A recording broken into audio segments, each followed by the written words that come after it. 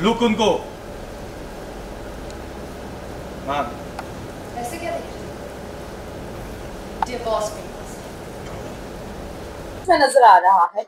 पूरे घर के सामने सुमन लेकर आई है डीएनए टेस्ट के रिपोर्ट्स, ताकि वो ये साबित कर सके कि डीएनए टेस्ट के रिपोर्ट से कृतिका के पेट में जो बच्चा है वो तीर्थ का नहीं है। पर इसका पूरा उल्टा होते हुए नजर आ रहा है, पूरा अपोजिट होते हुए नजर आ रहा है, जहां पर डीएनए टेस्ट के रिजल्ट में ये आया है कि वो जो बच्चा है वो तीर्थ का ही है। कृतिका के पेट में जो बच्चा पल रहा है वो तीर्थ का ही है, ये रिपोर्ट्स में आ गया है। और ये सुनने के बाद घर वाले तो शौक है ही, पर साथ ही सुमन भी शौक है। पर कहीं ना कहीं सुमन ये बात नहीं मानना चाहती है और कुछ भी करके ये सबके सामने साबित करना चाहती है कि वो बच्चा तीर्थ का नहीं है।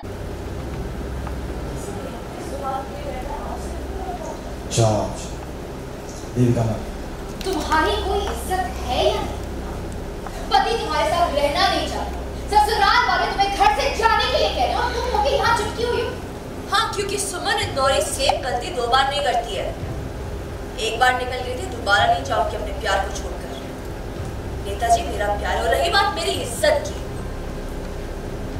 ध्यान से सुनिए और समझिए।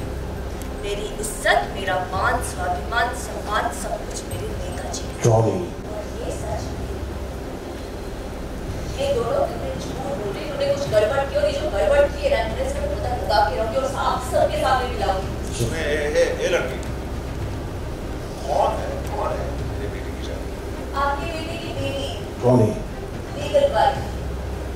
और आप जानते हैं ना कि एक बीवी होने पर उससे शादी करना कानूनी है। ये सुमन को उसका गिफ्ट। ट्रॉली।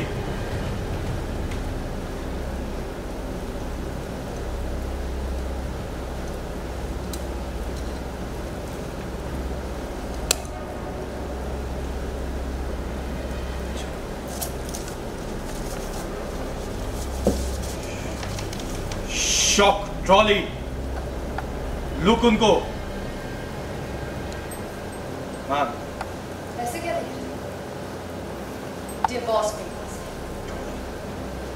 दे दीजिए इसे और धक्के मार के इस घर से बाहर निकालिए। सुमन, समझने की कोशिश करो प्लीज, समझने की कोशिश करो। देखो, मैं जानता हूँ कि तुम बहुत स्ट्रॉन्ग हो, अपने आप को संभाल सकती हो, अपने आप को, ऋषि को, अपने पूरे परिवार को संभाल सकती हो, लेकिन उसकी तरह उसकी दिमागी हालत ठीक नहीं है।